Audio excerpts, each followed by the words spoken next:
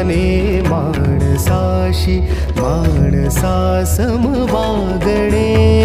हीच आमुची प्रार्थना, हेच आमुचे मागणे. माणसाने माणसाशी माणसा सम वागणे. हीच आमुची प्रार्थना.